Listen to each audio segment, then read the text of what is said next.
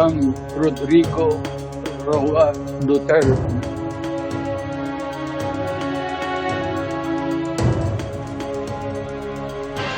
Binisita sa detention center si dating Pangulong Rodrigo Duterte ng kanyang common law partner na si Hanilet Avancenia at anak na si Kitty para ipagdiwang ang kaarawan ng dating Pangulo. Nakipagtipon sa kanyang mga taga-suporta ang isa pa niyang anak na si Vice President Sara Duterte. Ang latest sa The Hague sa live na pagtutok ni Mariz Umali. Mariz? Nasaan? Go ahead, Mariz. Yes, Pia, dalawang mukha nga ng pagtitipon ang nasaksihan o natunghayan sa ika-80 kaarawan ni dating Pangulong Rodrigo Duterte kahapon dito sa Scriveningen Prison. Makikita yung pagtitipon ng mga taga-suporta na ipinagdiriwang ang kanyang buhay. At sa isang banda naman ay nagkaroon ng pagtitipon ang mga nananawagan naman para sa hustisya para sa mga biktima ng umano'y extrajudicial killings noong administrasyong Duterte.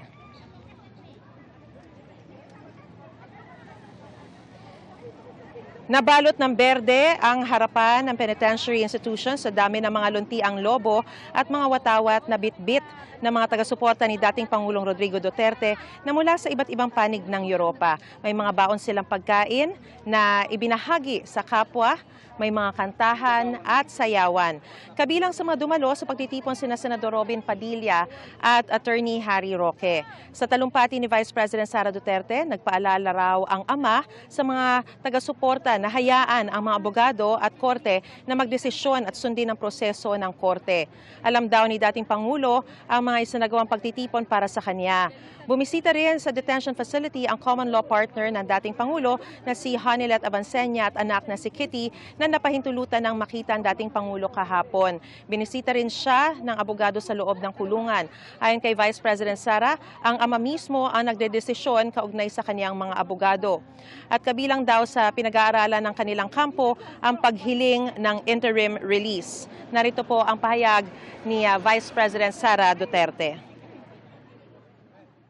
Kung mag-single tayo, mag-selfie kayo, baka umabot pa tayo ng September Papers 23. coming from the ICC.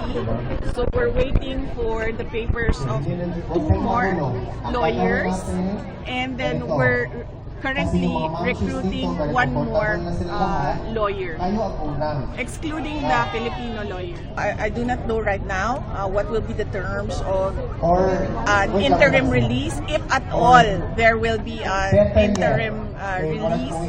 But I understand that is one of the items that the lawyers are thinking about and discussing.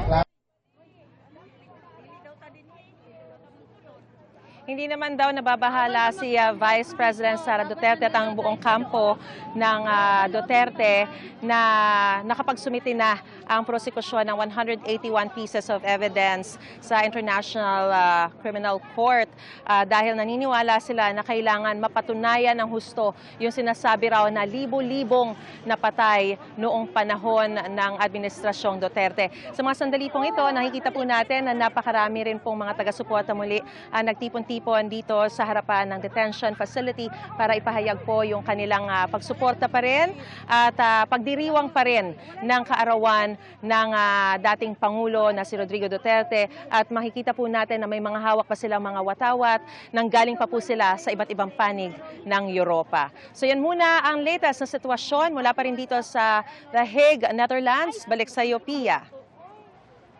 Maraming salamat, Mariz Umali.